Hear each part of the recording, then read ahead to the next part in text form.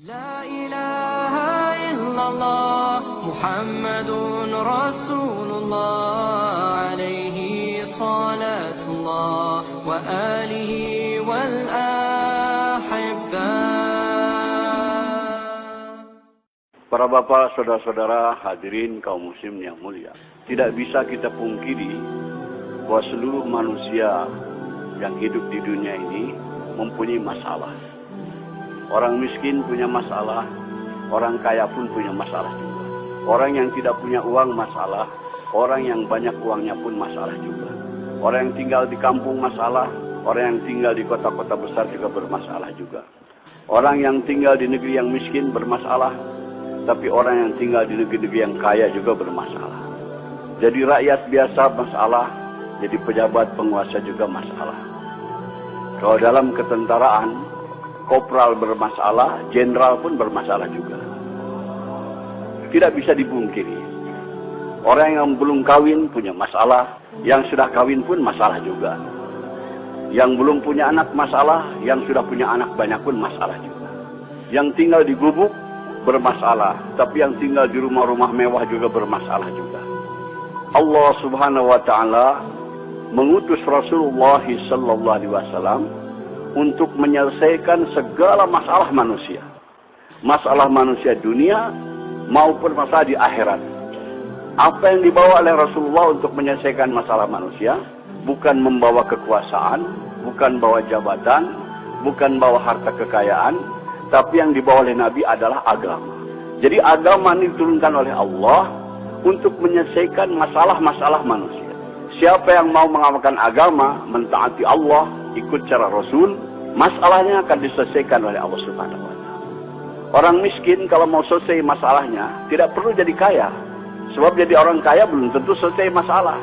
Tapi kalau orang miskin ikut agama, amalkan agama, pasti diselesaikan oleh Allah masalahnya. Setiap kita ingin kepada kehidupan yang baik, keadaan yang baik, ini akan tercapai dengan agama.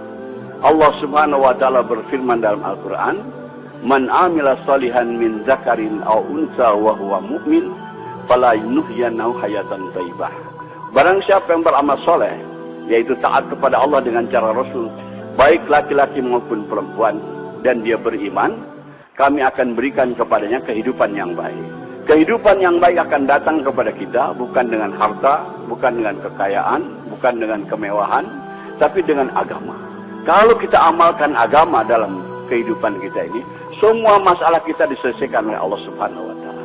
Begitu juga kehidupan kita bermasyarakat, bernegara. Kalau ingin masalah-masalah selesai dari masalah masyarakat, masalah kenegaraan dan sebagainya, agama juga. Allah berfirman dalam Al-Qur'an, "Walau anna ahlal qura amanu wa taqaw la fatahna 'alaihim barakatim minas sama'i wal ardh."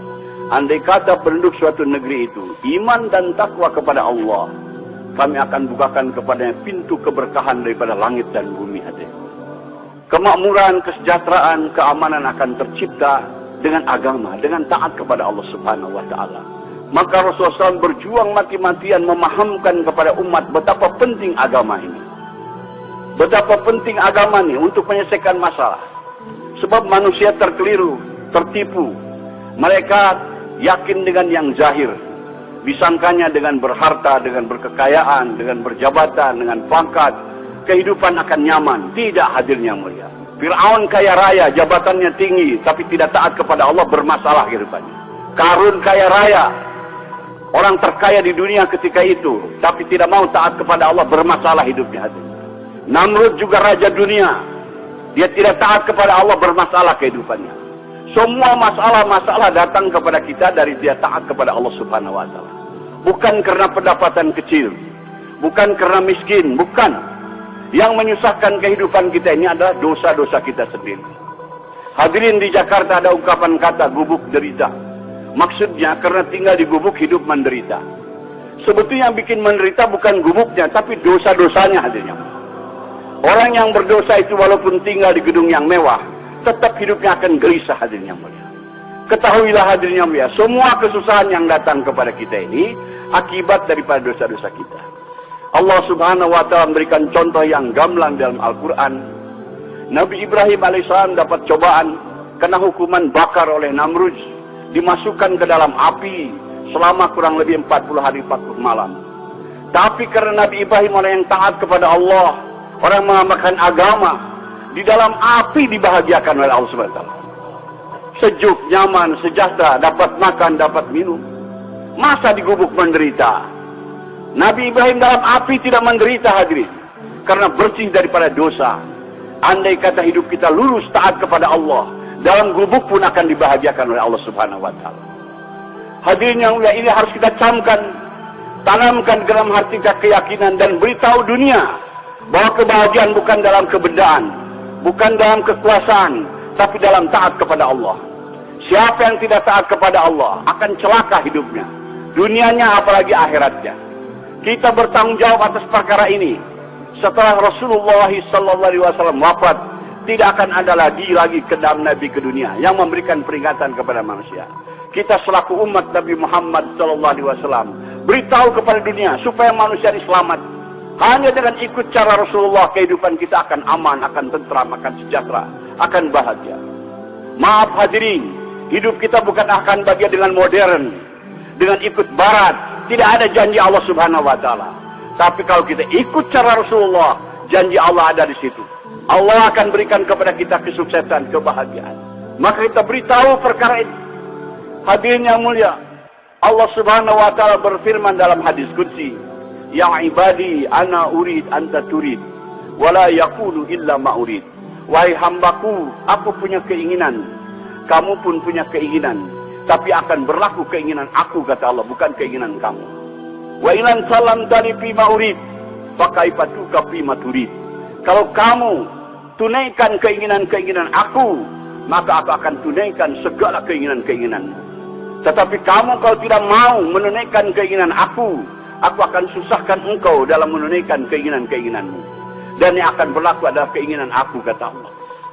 Jadi hadirin, metode, teknik supaya keinginan-keinginan kita tercapai. Kita ingin bahagia, ingin sejahtera, ingin aman, ingin tentram. Caranya adalah tunaikan keinginan Allah. Tunaikan keinginan Allah. Kalau kita tunaikan keinginan Allah, segala keinginan-keinginan kita akan ditunaikan oleh Allah Subhanahu wa taala. Allah Subhanahu wa taala pencipta kita, pencipta alam semesta semuanya. Dia yang berkuasa, hadirin. Allah berkuasa membahagiakan hambanya walaupun dalam gubuk. Allah berkuasa membahagiakan hambanya walaupun dalam kemiskinan. Allah berkuasa juga menyusahkan hambanya walaupun dalam istana. Allah berkuasa menyusahkan hambanya walaupun di tengah kekayaan, kaya raya. Hadirin, hanya dengan jalan taat kepada Allah. Apa keinginan Allah tadi, hadirin? Allah tidak minta diberi makan, diberi minum. Allah ingin supaya agamanya diamalkan. Kalaulah kita mengamalkan agama Allah, apa yang kita inginkan, keamanan, ketentraman, kesejahteraan, kebahagiaan akan datang kepada kita. Ini janji Allah Subhanahu wa taala. Jadi caranya adalah bukan dengan kemewahan, adalah caranya tunaikan keinginan Allah, yaitu agama. Hari ini orang ingin bahagia, agama ditinggalkan. Tambah jauh, tambah sesat, hadirin yang mulia. Maka kumpul-kumpul kita di sini, hadirin, untuk memahamkan pertama kepada diri kita perkara ini. Setelah itu kita bangkit korban, beritahu ke seluruh dunia bahwa kebahagiaan bukan dalam kebendaan, bukan dalam ekonomi, bukan dalam industri, bukan dalam perdagangan, tapi dalam agama. Hari ini kesalahan umat Islam sibuk dalam perdagangan, sibuk dalam industri, sibuk dalam pembangunan, tapi tidak taat kepada Allah. Wallahi tidak akan bahagia, hadirin yang mulia. Kita ingin bahagia tapi tidak ikut cara Rasul. Kita mau ikut cara barat, tidak bisa, tidak dijamin Allah. Bahagianya akan datang dengan ikut cara Rasulullah SAW. Semua masalah akan diselesaikan oleh Allah Subhanahu wa taala. Betapa penting ini agama. Hadirin, segala kesalahan yang datang kepada kita ini akibat daripada dosa-dosa kita. Maka jalan keluarnya kita tobat. Nabi Adam alaihissalam setelah berbuat dosa tobat, berdoa kepada Allah, mohon diampunkan dosa-dosanya. Rabbana zalamna anfusana wa ilam taghfir lana wa tarhamna lanakunanna minal khasirin. Ya Allah, ampunilah dosa-dosa. Kami telah menzalimi kami sendiri, telah menzalimi diri kami. Kalau tidak Engkau ampunkan, aku termasuk orang yang binasa, yang rugi. Nabi Yunus berbuat kesalahan, ditelan oleh ikan. berdoa, la ilaha illa anta subhanaka inni kuntu minaz zalimin. Tidak ada Tuhan yang berhak bisa melainkan Engkau ya Allah. Engkau Maha Suci, aku telah menjalimi diriku sendiri. Begitu kalau ada orang sini punya masalah, hadirin datang kepada ulama, ingin supaya masalahnya selesai, biasanya ulama memberikan zikir. Zikir Nabi Yunus, la ilaha illa anta subhanaka inni kuntu minaz zalimin. Baca sekian ratus. Karena kesusahan-kesusahan yang datang kepada kita ini akibat daripada dosa-dosa kita. Subhan